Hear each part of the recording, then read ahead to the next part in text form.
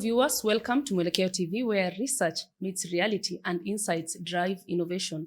Today, we dive into a section of the fastest growing opportunities for young people, that is the digital economy. In a world where unemployment is a pressing concern, then Mwelekeo Insights, we have come up with, we have done researches where we found out that young people are actually moving towards the digital world to earn a source of livelihood. And to help us unpack this today, we are joined by a known digital expert and as SEO and a trainer equally, Dan Majani, who's going to help us understand this, how are young people using the internet and how can they actually earn an income from the internet. Karibu sana, Dan Majani. Thank you, Frida. Karibu sana. We are glad to have you here at Mwelekeo TV. Thank you, I'm glad to be here too. Maybe you'll tell our viewers who you are, what you do. So, as Frida said, my name is Dan Majani, and I'm a digital marketing expert. I've been in this field for almost 7 years. Oh, wow. And from that, I've really learned a lot. And from what I've learned, I would want also to share my knowledge to the young people in this country, because this is an opportunity that keeps giving, and we want to help people to earn something from the internet, because it's the next frontier. Sure. It's already here, and if you're not on the internet, where else are you? Where else are you? Yeah, that's a good question. So maybe Dan, you'd go ahead to tell us how has your journey been like? Who is Dan, and your journey through the SEO? Okay, so as I said, I started this almost 7 years ago. Yeah. But in fact, before that, I used to love writing, and I used to love, in fact, hata nikiwa high school and in primary school, I was so good in writing compositions and insha's, and thanks to one of my teachers, pale high school, Madam Sahi, may her soul rest in peace, she passed on. She told me one day that I should write something. You should. I should have something written, maybe a book or something. But then, well, it's complicated, but here I am doing something similar. Yeah. So I think I'm just in the right path. So from an earlier age, I used to love literature. I used to love writing. And that's when I started now, when I finished my college back in 2013, I started doing this online writing. Ndio ilikuwa tu imeanza kuingia Kenya, ilikuwa imeanza kushika, then I started doing the academic writing, as most of you know it. So I did the academic writing for some time. I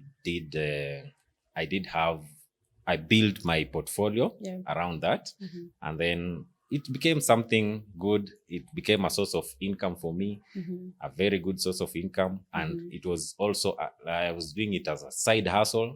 Then after some time, I started doing it as a main hustle. Then from there, I quickly graduated to just writing things and then making some websites. Then out of that, now I came to learn about the SEO. So SEO, I started learning about it in around 2020. Then from there, that is when I now went deep into it. I just did. It was something that it was self-taught. I just learned it myself from YouTube videos and taking some online courses here and there. Then now I got the gist of it, and here I am. Here we are. Yes. Yeah, and now that it was self-taught, and of course you were earning from it, what inspired you to want to teach other people about digital monetization? So I did this SEO thing for some time, and then I realized that not many Kenyans are into it. So you will find that a big company here is running their business, but if you look at their online presence, it's almost non-existent. So I looked into that, and I said, maybe this is something that I should introduce. Not introduce, but I should try and get into, especially here in Kenya, because after learning the SEO, I got some gigs outside. So it was a remote job. And in fact, this was during the Corona period. So I got 2 remote jobs, in fact. So during Corona, when people were saying there are no jobs, I had 2 jobs, 2 online jobs. So you can see it's something that you can, if you take seriously, it's something that can lead you to a good, inaweza kufanya ukue vizuri when other things are not working out.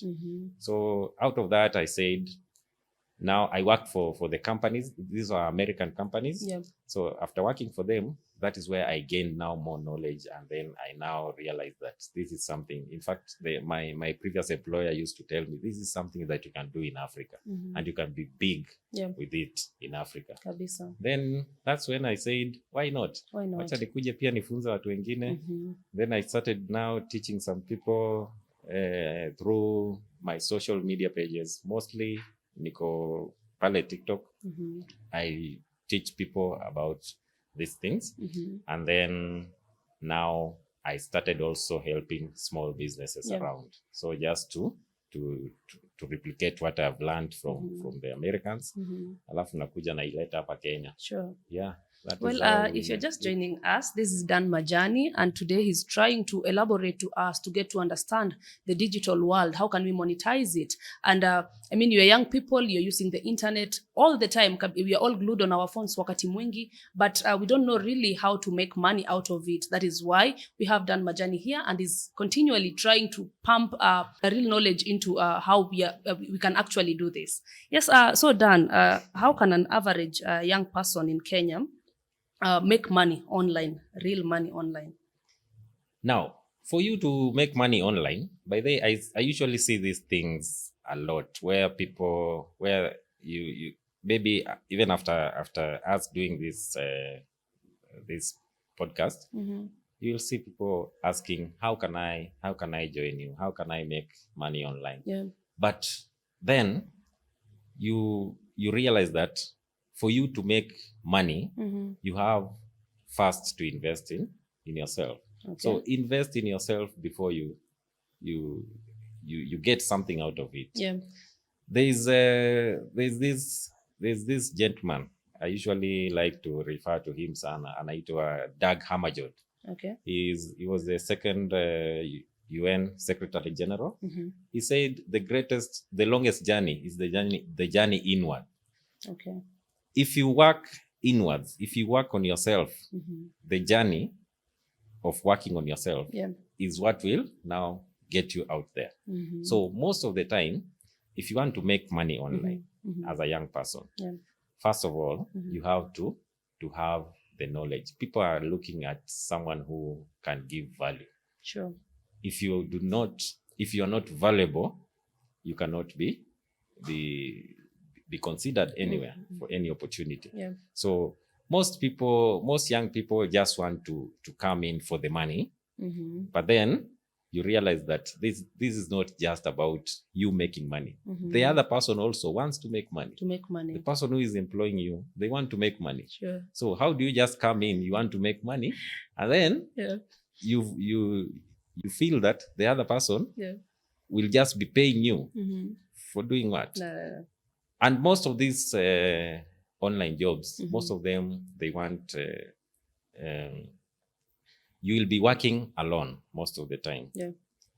And you really need to have some self-discipline for you to manage in this online space. So self-discipline, you should be learning, continuously improving yourself.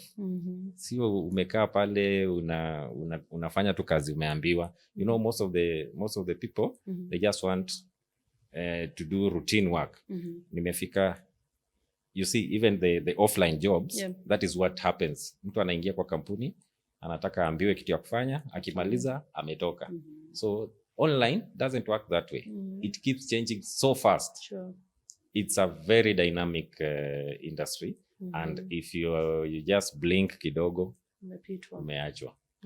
Yeah, so for the young people to make money, most of the time have something that you can offer. Be sure that if the other person talks to you, they know that you can offer value. That is where you start. So before going to anything else, start by investing in yourself, having some knowledge, so that when even if I want to teach you something, at least I see that you the basics are covered. Something like maybe good grammar, something like just comprehension skills, vitu kidogo kidogo kama hizo, cover them, so that hizi vitu zingine that I can teach you, it will be easier even for me to get you on board. Yeah. And self-taught, I mean, when you're saying investing in oneself also means to even go an extra mile to pay something if you want to learn something. Exactly. That includes that. Exactly. You need to have some investment of some sort. Sure. You cannot just be depending on what maybe someone is just giving you. There are courses out here. There are some zinaitwa massive MOO.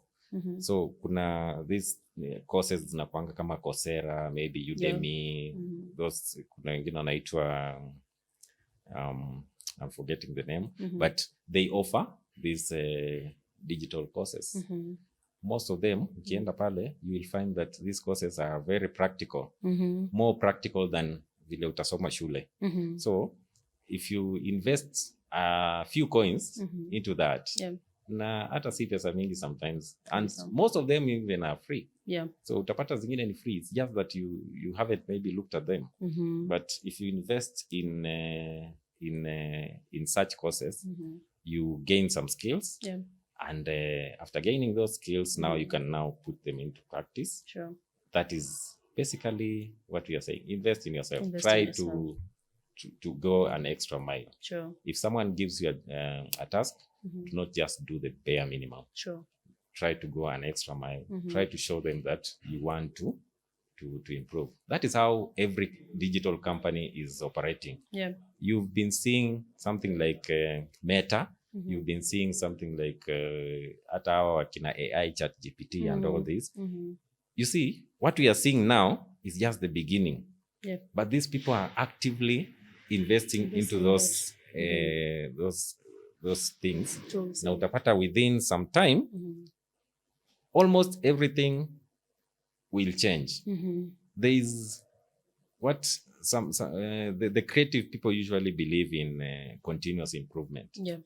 Like hata hii microphone vile iko hivi, haifai kuwe ati itaishi hivi forever. Someone will come and just find something small to change. Hata ukiangalia your maybe let's say your WhatsApp, it has been different. Unaangalia leo, kesho wamechange the way the nini inakaa. The next time you are looking at it, they have changed something, they have switched something. And every time they switch this thing, unapata it's beneficial to you. You even didn't think about it, but now after seeing it, you see, you start thinking, oh, by then I needed that. Good, yeah, sure. It's actually a good thing. So it's always improving. So hata wewe as an individual who wants to make money online, huyo mtu anataka kukuemploy, anataka kuona pia yeye ata benefit aje na ata keep up aje na the trends.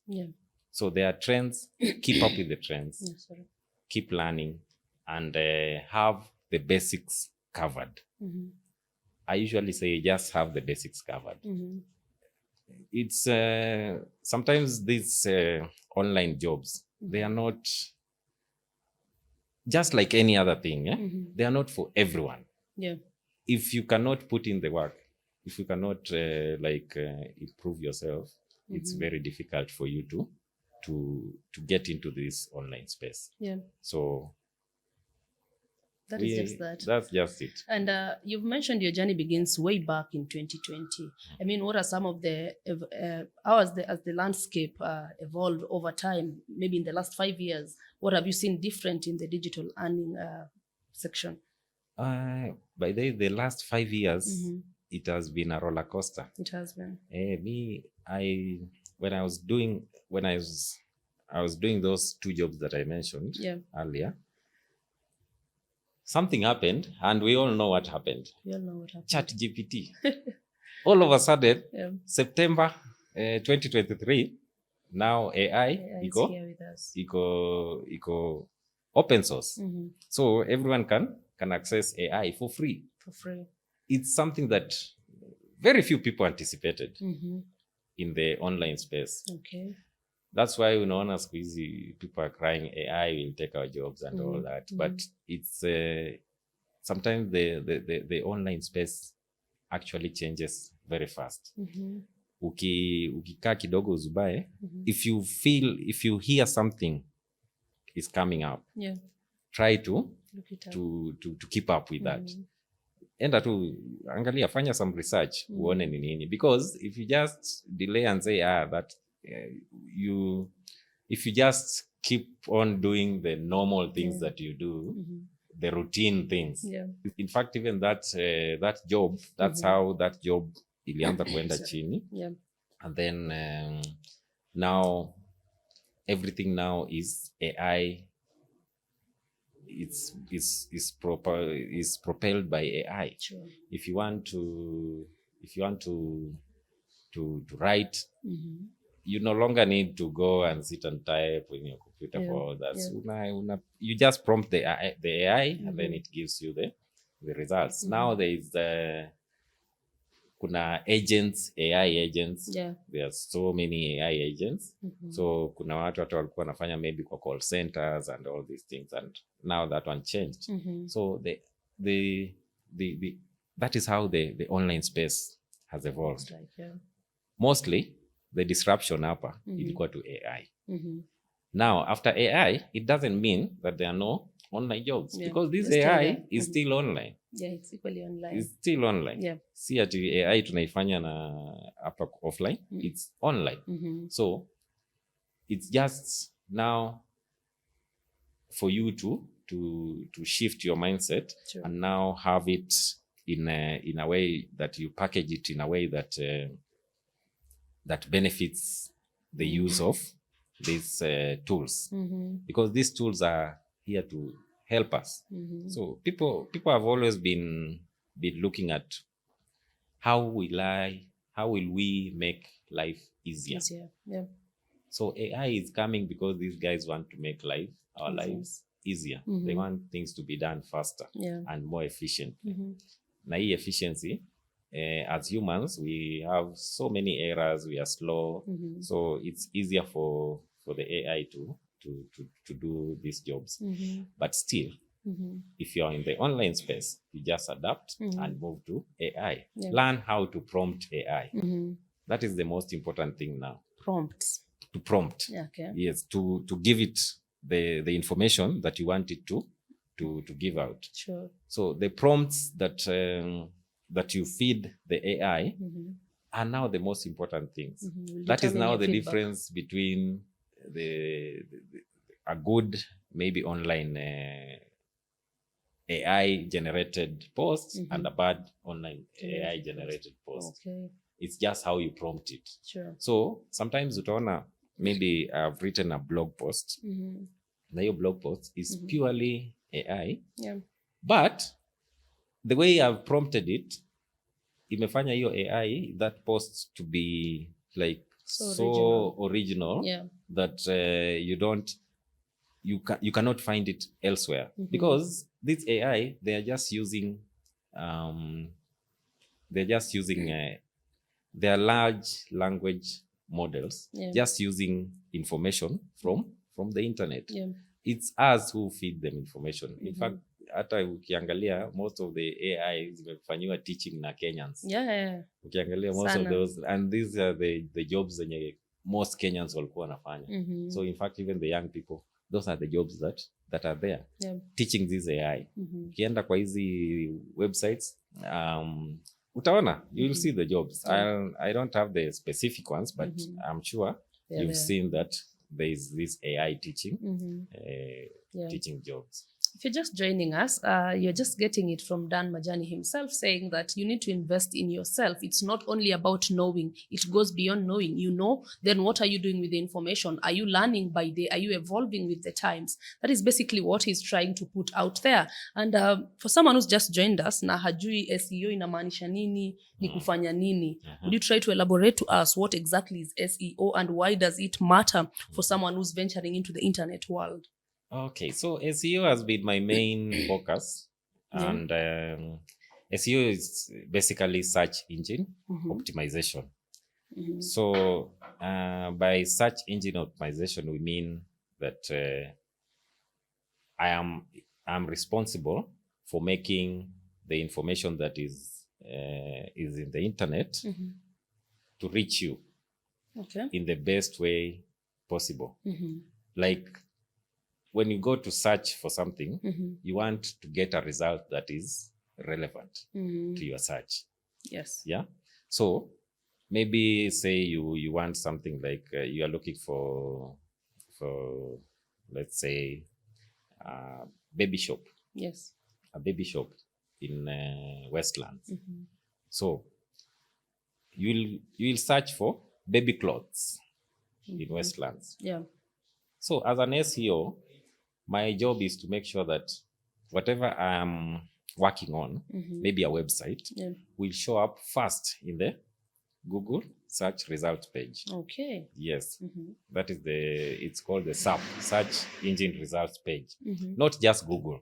There are so many search engines. So kuna Google, kuna Bing, kuna Duck and Go, but mostly Kenyans what tunatumia Google. Yeah. So for the search result to appear in the first page of the Google results, your baby shop, that is now my job. Because if you search for baby shop, baby clothes in Westlands, there are so many people selling baby clothes in Westlands.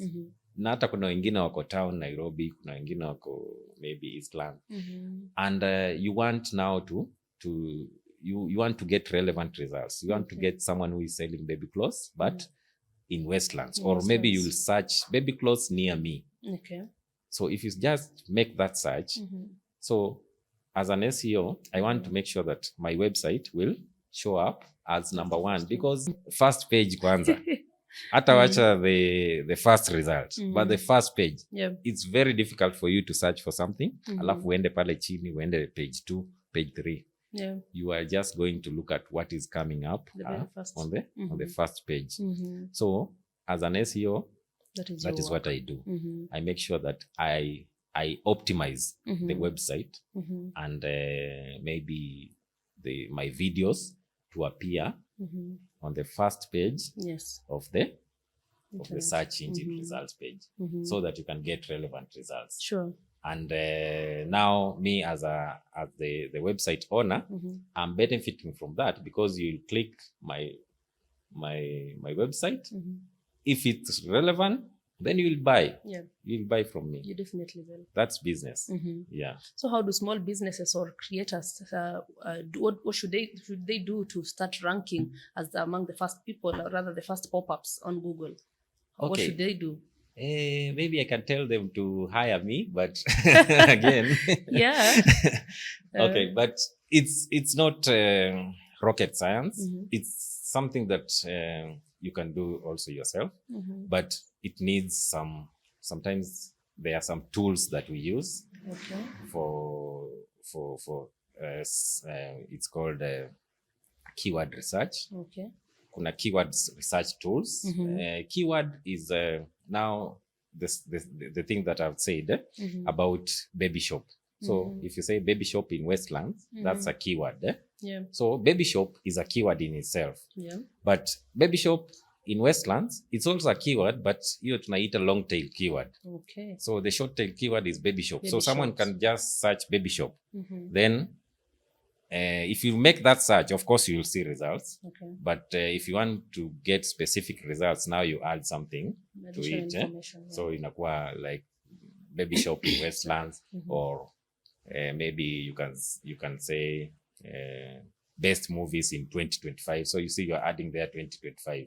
If you say best movies in 1990, itakupatia movie za 90s. Yeah. So that is the optimization that we do so that you can appear there. Yeah. There are tools that we use to do the keyword research. Okay. So kuna tools kama zingine inaitwa SEMrush, zingine inaitwa Ahrefs, kuna zingine inaitwa Safa SEO. Yeah. Those are just a few of the tools that we use. use. Some of them are paid, some of them are free, but the paid ones are better. Yeah. But they're a little bit expensive, but then you need them.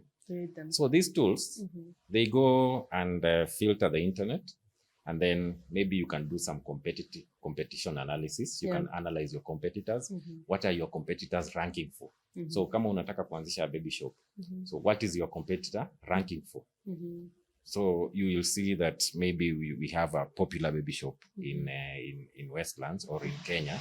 You can go and filter using these tools the keywords that they are using to. So if anyone searches for that keyword, they will pop up. They will. So you can go and filter those keywords, and then you come and unazitengeneza zikuwe vile unataka, so that your business now can rank with them. Okay. So you can rank for the same keywords. So for a small business, it's very important to know your competition. Okay. It's very important to know where you are, maybe say location, business location is, so that when you want to rank using SEO, first of all, you need to have a very good business profile, Google business profile.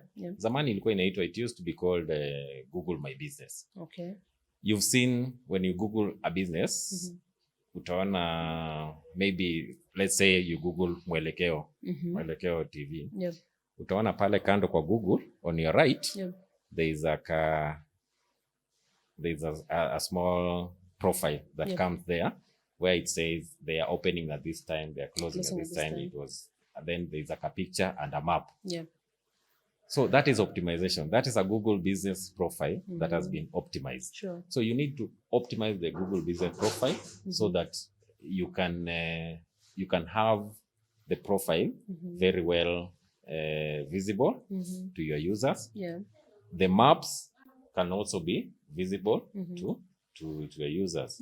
Because sometimes ukisema a Google, maybe a baby shop near me, they'll just use the maps. Sometimes utaona hata inakuletea map pale, and it gives you some information about that business. So that is basically what SEO does. See, Google haifanyi hiyo yenyewe. It's people who do that. People who make sure that everything that you do is visible. There are so many things to it. So you see, it's something that I learned in 7 years. Tukirepackage hapa in one itakuwa too much, but too much. There are so many things involved. Kuna vitu zinaitwa schema markups that you do. Kuna hizo Google business profiles. There's some tags that you use. Kuna it's a lot of things. So for you as a small business, it's very important to take SEO seriously. Because that is what gives you visibility. Sure. As a business, you just want visibility. It's no longer a time where we are supposed to be relying on walk-ins. That time is gone. Saizi unaweza kuwa tu na like a shop somewhere in town. You can even rent a small space. And then you just go online and do your marketing. Then people will be coming to your space. It's like a small space, but vile umeadvertise, watu wanajua hii it's something that is there. Sometimes you don't even need a space. Google wants to see that this business has experience before they rank you number one, because they don't want to just feed people with trash in the internet. Yes, they want to see this person who is talking about this is experienced. Number two, they want to see that this person has some expertise in what they are saying. So if you're claiming to be a dentist in Nairobi and you're writing content about let's say braces, and you do not know what you're talking about, Okay. then it's very difficult for you to be put in number one. They want that expertise to be shown, and they have their own ways of determining how this expertise is shown. Mostly they use kuna vitu zinaitwa backlinks. Sometimes unaona ukiandika like a post, some people will be linking back to you. So maybe say you've written a post about braces, dental braces in Kenya, how to get one. So if you write that post, then let's say someone like a big organization, let's say something like CNN, they reference that post that you've written. So by referencing, so unaonanga sometimes ukienda online unaona kuna some blue links, they are trying to do some references. So if they reference your post, it means these people have a higher authority. It's called domain authority. These people, CNN has a high authority, and they are trying to reference your small blog post here. Then it means you know what you're talking about. You are an expert. Yeah, you are an expert. So from in Google's eyes, they'll see this person knows what they're talking about, and they'll elevate you to the first page. So those are some of the things that they use. So expertise, then authoritativeness. You have to have authority in your industry. So if you are in maybe in the same thing that we use, the baby shop industry, you have to show that that authoritativeness. So the authority is like, you've been here. You've been here and you know this. You know what you're doing. You know what you're doing. Sure. So that one will come with time. That's why it's not easy for you to just go in today and then, hata kama wewe ni kampuni kubwa aje, if you start your blog post today, it's very hard for you to just gain that authority in one week. It's very difficult. It comes with time.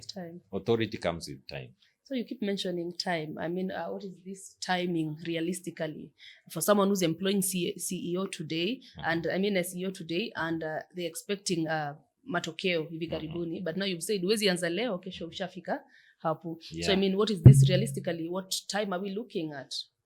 Realistically, what tunasema in SEO, the most realistic time to start now asking for results and seeing some progress, good progress is after 6 months. 6 months. But then we can sometimes it can happen within 2 or 3 months. Yes, mostly if your niche is like very unique. If you have a very unique niche. So maybe let's say you discover something today. Maybe let's say it's called you discover a rock and you want to sell it. This rock is called, maybe we can call it, maybe you can use your name, Fridalis. We use that rock as a we want to sell that rock as a commodity. Maybe something like diamonds. You want to compete with diamonds and gold and all that. So this rock, it's very unique. You are the only person selling it. You've discovered it. So in Google, it's very easy for you to rank number 1 for that rock. Because there's no one else there. Unique. You are just unique. So that one can even happen within a few weeks. Yes. So that is just an exception. But then you see you're ranking for this new keyword, but people don't know you. People still don't know you. They don't trust you. People are not even searching for that thing because bado haujai market ijulikane. It's not known. Most of the time people go into the internet to search for something they know, something that they want. So that is why SEO is important, because you're going to bait those people who are going to search for something that they know. It's different from social media marketing, which you are not searching for something, but that thing is being shown to you. Yes. You see, if you are in social media, una scroll tu, then unaona ad inakuja hapo. You see? But in SEO, lazima uende Google, utype, so that Google wanakuletea ile kitu unataka. So you see, from those two, hata ukiangalia nani ako na more likeliness ya ku-convert. This person who is searching, huyu ameenda kutafuta hii kitu, ata-convert. Instead, ata-convert faster than huyu mwenye alikuwa na scroll tu na apatane nayo randomly. So that is the difference between social media marketing and SEO. And SEO. Yes. So I think sijui kama nili divert from the question. It was about, no, you're right on track. You're right on track. I mean, you've told us at least 6 months is enough for you to now start seeing real results, having employed SEO into your startup, in your business, in your creation journey. Exactly. That is at least 6 months, umesema. Yeah, exactly. That is, and again, you've also talked about uniqueness. What are you offering? Yes. What is different from the rest? Yes. So 6 months is not like the ati so mtu asikuja akwambie like mimi hapa nikikufanyia SEO in 6 months utakuwa no. That's just usually what in Google there is something called the sandbox. Hii ni watu wa SEO wanajua tu like it's not a thing like but after some research ukifanya SEO unaanza kuona kuna hiyo trend, you see after 6 months is when now something takes off. So you look at that graph inaendanga hivi 6 months then unaona ina take off. So it's called the Google sandbox. Google wanakuweka kwa hii sandbox because they do not trust you. If they did that, imagine if they did that, mimi ningekuwa tunakuja hapa nasema I'm a doctor and then I market kwa SEO kwa Google. And if I write maybe so many things about being a doctor, they just show me to people. But imagine just doing that and you're not a doctor. You have not demonstrated the expertise. You've not demonstrated the experience. You see, Google will be feeding people things that are not relevant. Yeah, sure. That's why wanakuweka pale kwa sandbox kwanza, so that they can at least gauge you. Is this person really appropriate to our audience? Yes, so that's where the time factor comes in, the 6 months factor. But it can be I've even done it with someone for 3 months. The results tulikuwa tushaanza kuona in 3 months. Yes, that is but mostly realistically 6 months, that's when now you start seeing some good traction. Yes. Yeah, apart from the ads phobias that we all have, I'd want to know, Dan, that what is the difference between the Google and the Meta ads? Where does the difference come in between these two now? Google ads and now the Meta ads. The Meta ads. Yeah. So hapo unajua tumeingia kwa something else, So tumetoka kwa SEO because as umeona SEO is organic. You are looking for organic traffic. Organic traffic ni like someone who is you're not being forced. You're not being forced to see these results. Intentionally going to you are intentionally going to look for it, and now you are just finding it organically. So hii ingine tumeingia ya ads is called search engine marketing, SEM. Search engine marketing. So you're moving from SEO to SEM now. Yes, search engine optimization is now you are optimizing it so that people can see. But now tumemove sasa kwa search engine marketing. Where now you are marketing yourself for search engine. You are not optimizing. You see? You're not now optimizing. You're now marketing for search engine. That is where now Google ads come in. Google ads, Meta ads, hizo zote na there are so many ads. Hata kuna LinkedIn ads, kuna TikTok ads, hizo zote. Every platform usually have some form of ads. So the search engine marketing is where now you pay for ads. Tukianza na Google, there is something called PPC, pay per click.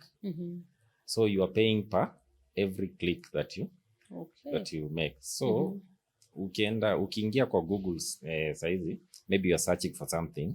Same thing, turudi tu kwa the same example nilikuwa natumia ya baby shop. Most likely utaona pale juu kuna results zingine zimeandikwa sponsored. Sponsored, yeah. Before you come to now the real organic results. So these organic results ndio zimefanyiwa search engine optimization, SEO. But hizi zimeandikwa sponsored, now that is the search engine marketing. So hizo ndio Google Ads. For the Google Ads, the PPC, kuna mtu amelipia so that when you click it, they get charged. Okay. They charge you for every click. Not you, the customer, but they charge you, the business, for every click. Okay. So you invest in it, and you invest in Google Ads, and then for every click, now they charge you. So in Google Ads, we have different types of ads. We have video ads.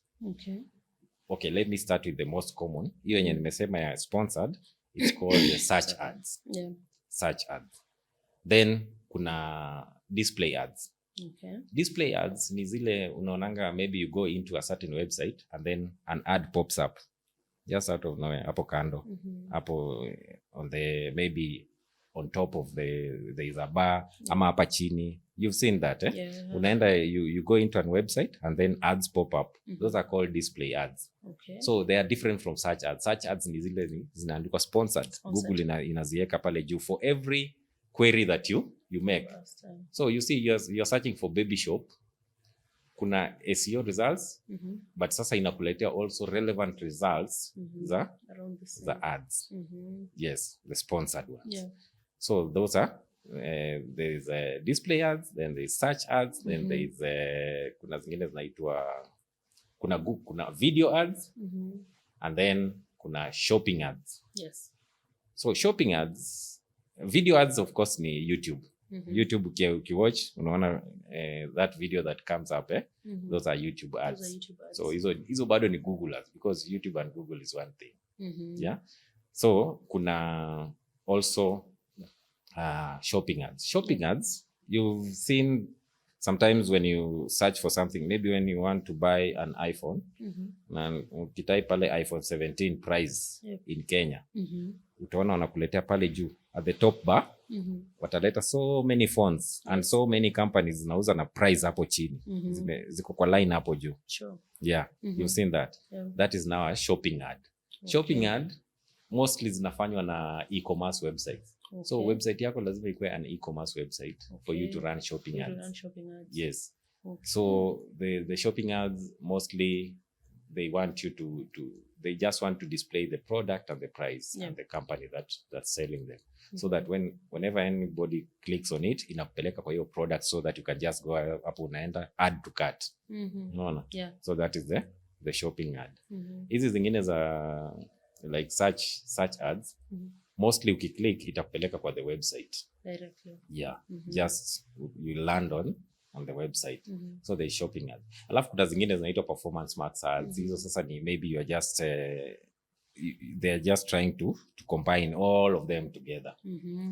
Even the Google ads zinawaka. Those are mostly the formats which Google uses to advertise to you.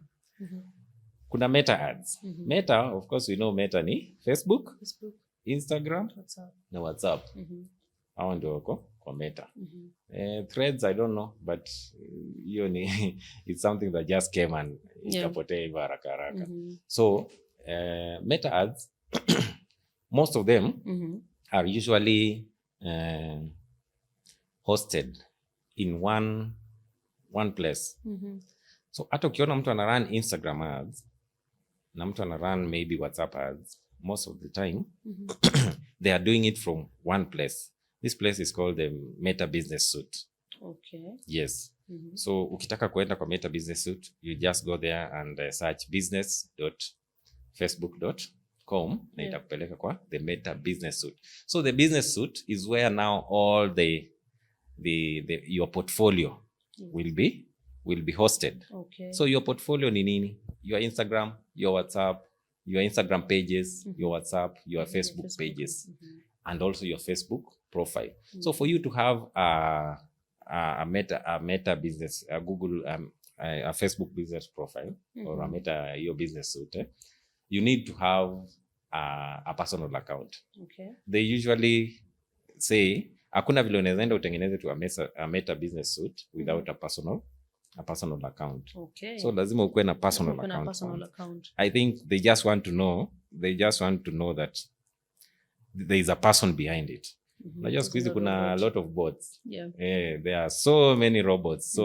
So that mtu anaweza kuja anaanzisha to something. So they want to make sure that there is a verified person behind this business suit, behind this business. Okay. So you start with your personal account, then now you create a business suit, and from a business suit, now you can create an ads manager account. So ukiwa pale kwa Meta business suit, in fact, you can just monitor everything, your comments, your inboxes, na nini kwa hiyo Meta business suit. Okay. The same Meta business suit, unaweza share it with a partner. Maybe say someone like me, I have an agency, marketing. So you can create it and share it with me so that mimi naweza kuwa na kumanagea your everything. Okay. I manage them, but I do not have access to your logins. Okay. You see, that is very important. Very important. Wakenya wengi, I've seen so many people crying ati manager wangu wa social media ameenda na password zangu. You see, that should not happen if you know how to use Meta business suit. Okay. You can just invite someone as a partner instead of giving them your logins. So you make everything on your side. Maybe they can just guide you how to make, if they know what they are doing, they should guide you how to make the pages, how to set them up. And after setting them up, now they give it to you for you to just manage. Okay. Yeah, you can just manage it from your business suit. Then from there now, and tukasema we go now to you can have now all your pages there. You can have several pages. As many as you want. Now you can also have Instagram pages. Apple. So you just import them into the Meta business profile. And then now you make an ads manager account where now you run the ads. So ads manager, ingine business suit, you can do the organic, but if you want to run ads, unakuja unatengeneza an ads manager where now you can run campaigns.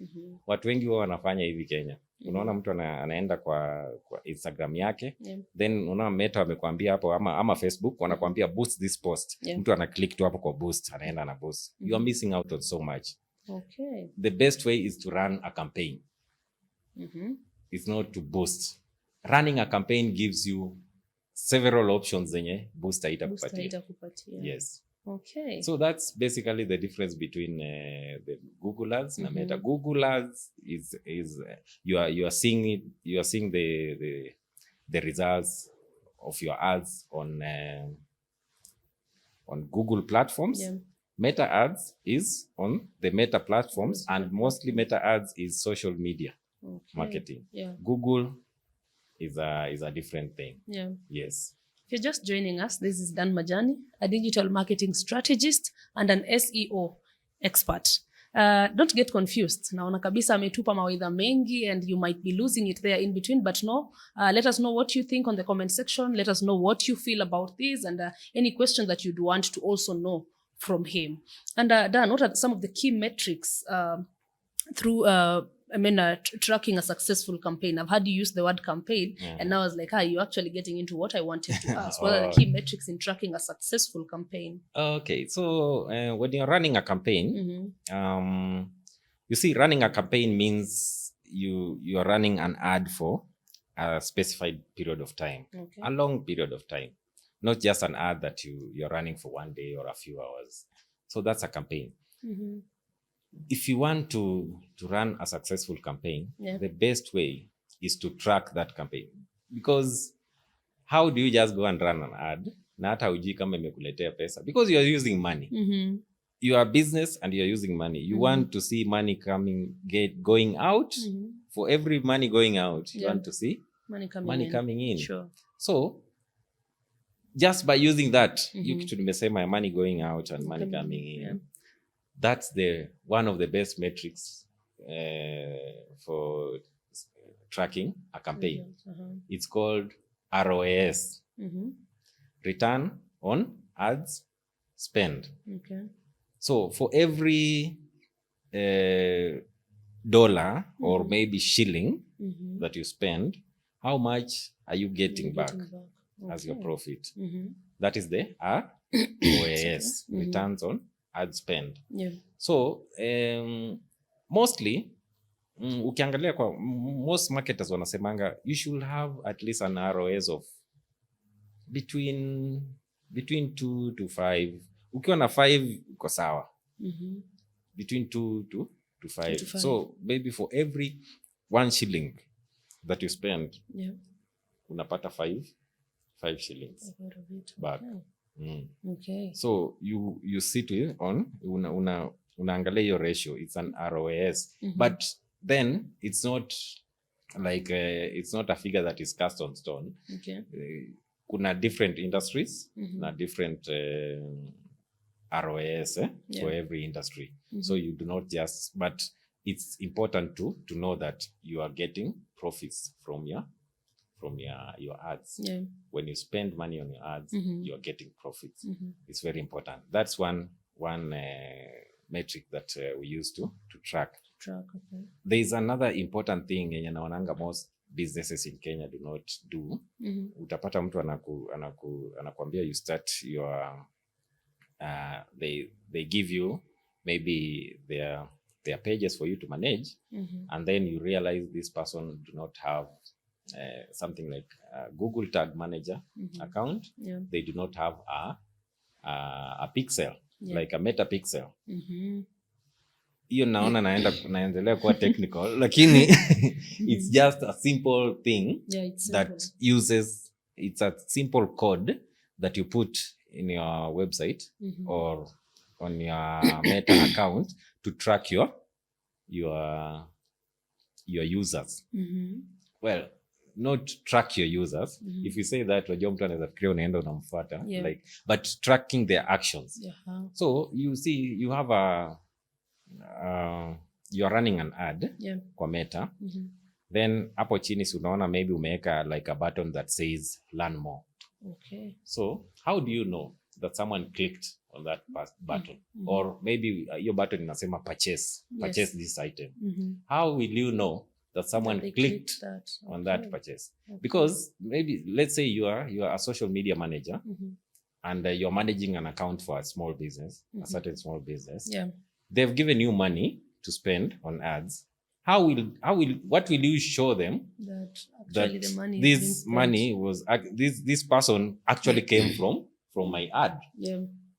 That's where now the Google Pixel comes in. I mean the Meta Pixels. Hata Google iko na Google Pixel yake. So these pixels, they're just a small bits of codes that you put in your platform, so that they can track the movement, for the customer movement.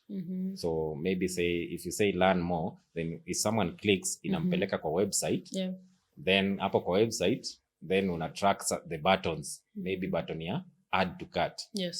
Then utaona itakwambia someone added this to cart. This person went there and they added this to cart and they purchased. And they did. So you see that imekuonyesha that one. The whole metrics around it. Yeah, it's you can track the whole thing, and you know that this person actually came from your ad. Yes. And now that it's not all about just creating ads, how does one create ads that actually convert into, I mean, without wasting money as much, but there's a result out of it? Mostly, when you want your ad to convert, there is something that most people usually overlook. Even the most ads managers, they usually overlook the fact that it's not about just spending money.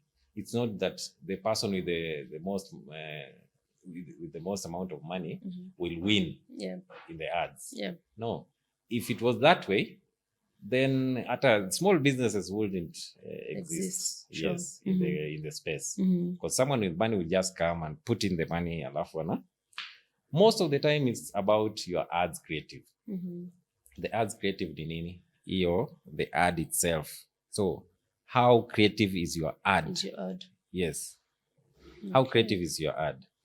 And for the ads, you've realized that squeezy vitu zimechange. Things have really changed. People do not want something that looks like an ad. If you're scrolling on social media, you do not want something that looks like an ad. You will not. You will not click on anything that looks like an ad. People want something that looks like them. Yani kama real life, like we are talking, you know. So if your ad creative starts like, are you looking for blah blah blah? Are you hakuna kitu. No one wants to say Once that. someone sees that, anapita. Nangoja kuclick to skip. Anangoja skip ad. But kuna ads zingine hata YouTube wewe mwenyewe ukiwa pale ikianza hivi utangoja uiwatch hiyo ad yote just because of how creative it is. There are some ads I've seen by the just it's put out there and you can see this is something that captures. Na we are in a generation ya unajua attention span. Chini sana. So we want to capture someone in the first instance. The first few seconds to capture someone. Sure. And most of the time, hata siku hizi, video ads are outperforming any other thing. So siku hizi ukienda unataka unaweka poster pale, decorate na nini. Imagine sometimes if you want to see how ads work, hata wewe mwenyewe imagine tu. If I'm scrolling, alafu nipatane na hii. Nitaiangalia. Will I look at it? You will not. So just make something that is creative, something that speaks to your audience in a way that it captures their attention. And in the most simple form. That's why squeeze unaona hata videos zinaenda viral, ni video ni blurry video, just a phone video. It's very blurry, it's not even something professional. But unapata hizi good big companies, they are using a lot of resources to make very good quality videos, but they are not selling. So the ad creative is the most important part for you to make sure that your ad is performing. The money factor is there, of course. You have to spend money. And also another thing, Google ads, just the same way na SEO, it takes some time for Google to know your audience. And it's you, the advertiser, who will make Google to know your audience. That's why I say campaigns are very important, because you can control your audience. Unaweza sema hii ad nataka watu wako tu Westlands ndio waione. Hii ad nataka watu wako Kenya na watu wako South Sudan na watu wako hapa ndio waione. You can control all that. And if you control all that, then Google will or Meta will learn, and then it will now make sure that every time it's showing your ad to the appropriate people. It's not even just about the geographical location. Kuna hata demographics. Unaweza sema I want people from 65 years old ndio waione, ama unaweza sema you just want a certain gender ndio ione hii ad. Sometimes you can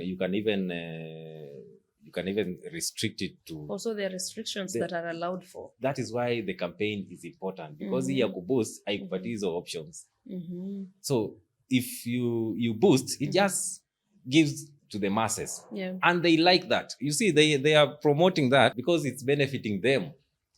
Click up or boost inaenda kwa watu wengi because they want to use your money. Wakuonyeshe, si wewe ulisema you want this to reach 1 million people. So we have reached 1 million people, but 1 million people who are not relevant to you. So it's for you to go and ensure that the people you are targeting are actually the customers. You can even target people in a certain, unaweza sema I want just people who earn this amount of money. Income, household incomes that are maybe 100K and more. Ndio waone hii ad yangu. So you see, there are so many things that you can do in campaigns so that you can generate. So the question was about Question was around, how does one create ads that can convert? Yeah, without wasting at most money. Yeah, without wasting money. So targeting is very important. Target. Make sure you are targeting the right audience. Okay. Make sure your ad creative is also good, on point. Yeah, on point. The ad creative and the targeting that you're running. So run your campaigns with some, like, make sure that your campaign iko optimized vizuri. That's also it's optimization of the campaign. Sure. You just don't run it. Like, it's not all about running it. If you see a campaign that has been run by an expert and a campaign that has been run by a newbie, you can tell. Now, the moment you give an expert your campaign, you can just you see the results. Yes. So. And throughout your work, can you give us a real example, a true story, success story throughout your work? On ads and SEO. Yes. Yeah, I've had several, because we ran so many campaigns for the American companies. Okay. But now here in Kenya, there's a company. It's run by my brother. It's called Premium Containers. Okay. These guys, they make container houses. They make shipping container stalls. You've seen the container stalls up inje. Yeah. You've seen container houses using the shipping containers. Yeah. They make those container. They are very beautiful houses and shops and stalls and maybe storages. They also sell containers. So just a few years ago, before I started their marketing, hata yeye mwenyewe alikuwa ananiambia, he used to have a guy mwenye alikuwa anamfanyia the marketing. He used to pay him a lot of money. Okay. But then the guy will just come there with so many graphs and data, namwambia, hey, now you see we've done this, but kwa ground he doesn't see the outcome, the impact. There's no impact on the ground. They are not selling, but this guy is showing him numbers that show to may reach how many people, you see. Then I just told him, let me just take this and we run it. I run it for you. Alafu we see how it goes. Within like now it's almost 2-3 years down the line. If you search anything about containers right now, you will see the first result that will come. If you just search, hata ukienda tu search say price of a shipping container or a container house in Kenya, almost all the first results zitakuja ni za premium containers. Okay. So what happened? SEO, just knowing how to target people correctly. So I did the SEO for their website. I redesigned their website. Then I also went ahead and started doing the Google ads for them and Meta ads for them. So ukiangalia saa hizi, they are dominating the industry. Just because of the work that I put in.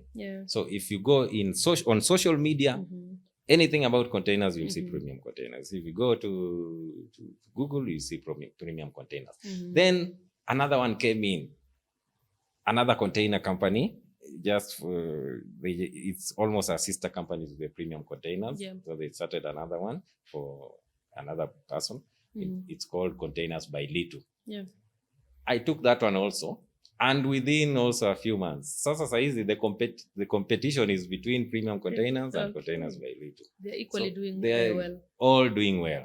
So if you look at Containers by Litu, you will see they are doing amazing work on containers, and it's because of the marketing that we did. We did that throughout Facebook, throughout the website, and also TikTok. In fact, Containers by Litu, I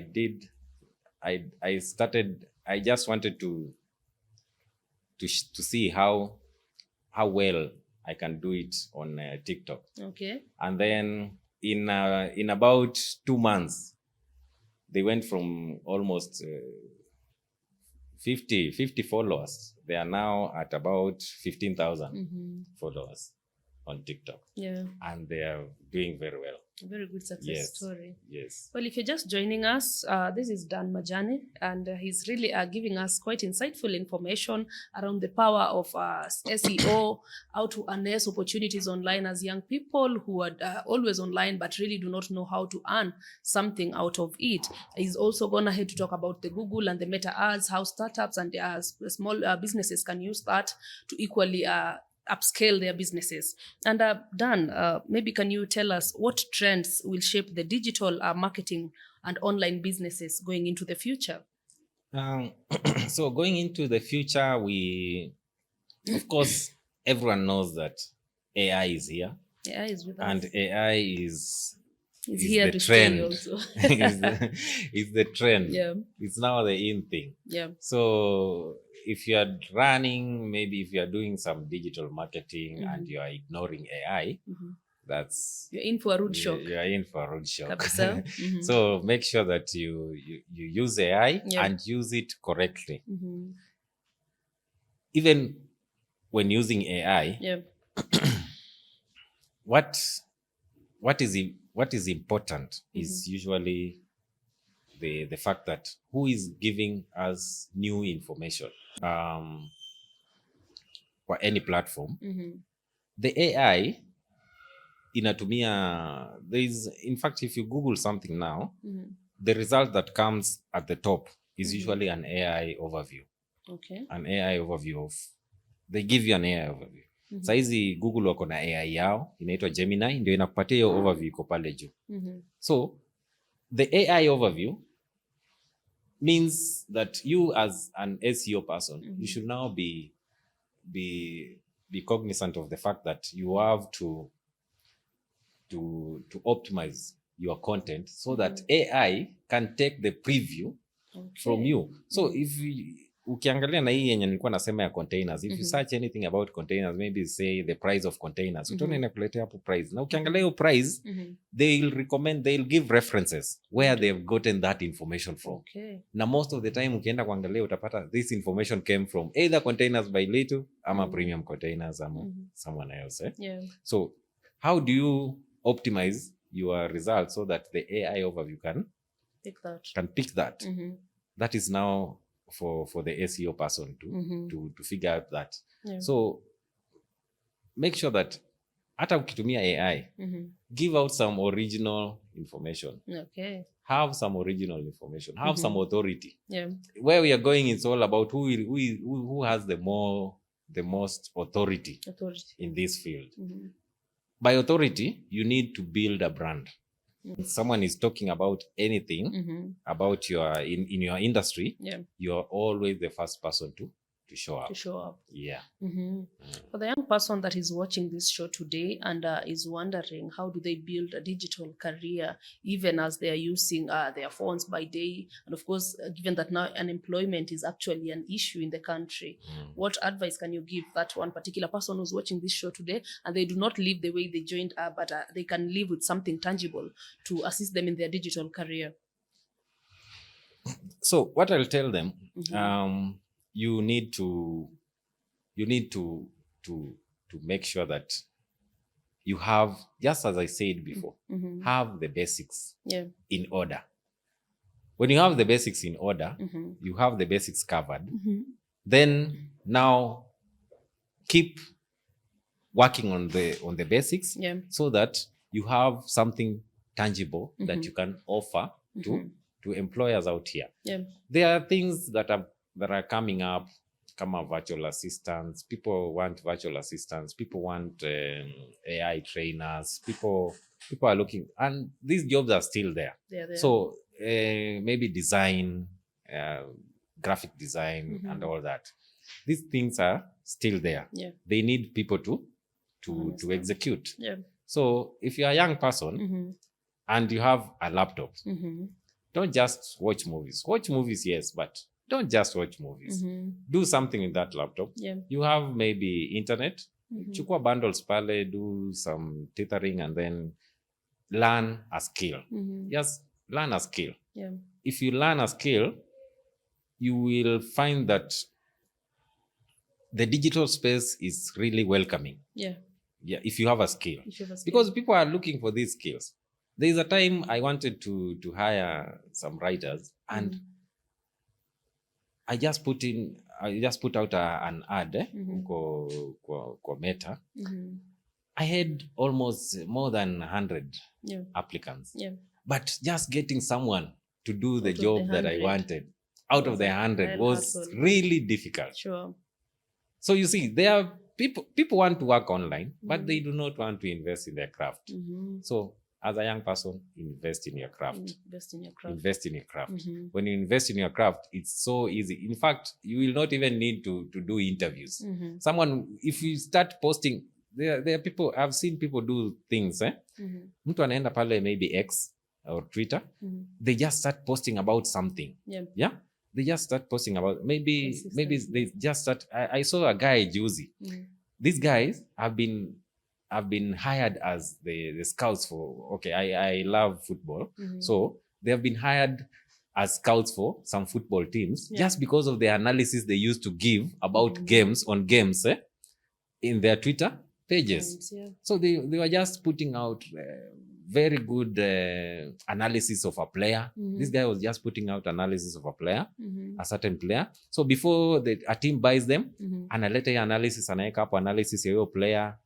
So the profile and all that, just putting it out there. So you see, out of nowhere, someone was watching. So if you are just doing something, keep posting. Someone is watching. I'll just give a short story if we have time. Maybe quickly. Quickly as we finalize. Vile nilianza like my TikTok channel.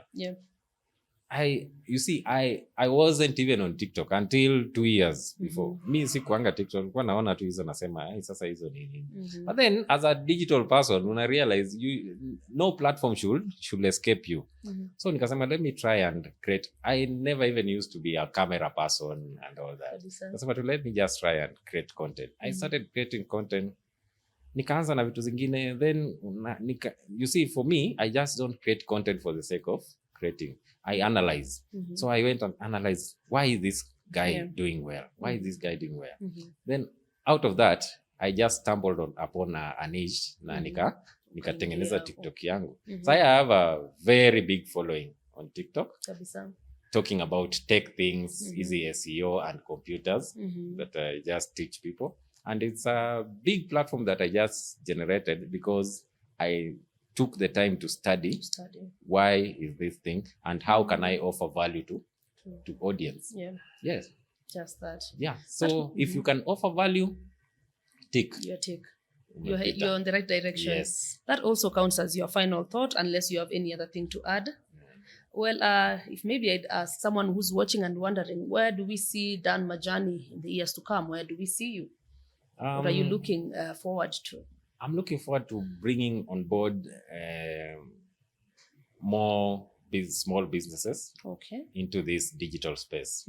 So I want to work with different brands. I'm also building my brand. I'm also still building my brand. You see, when you are in the digital space, you are always building. As I said, you keep learning because it keeps changing. Hata mimi saizi vile tumesema, you've introduced me as a digital marketing expert, but sometimes I don't take myself as an expert, because ukisema wewe ni expert inamaanisha you've really mastered it. But it's about learning every day.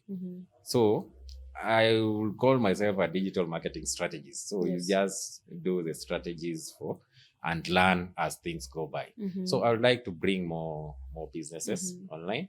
I'd like to build also my brand and help other people build their brands, and also teach young people how to make this money online. Yes. That's quite insightful. Na sasa kwa mtu ambaye amekuwa kiangalia and they'd want to reach out, maybe they've seen there is need to have you assist them in one area or the other. How do they get you on social media, or how do they get to link with Dan Majani himself? So I have a website. I have a few websites, of course. And one of them, I sell computers and gadgets. It's called Digipoa Gadgets.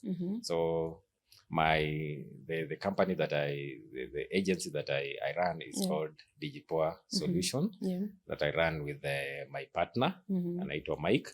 So Digipoa Solution is our digital marketing agency. You can find me pale TikTok, Dan Majani. You can find me on Facebook, same Dan Majani. Instagram, same Dan Majani. You can also find me on LinkedIn, Duncan Majani, the same.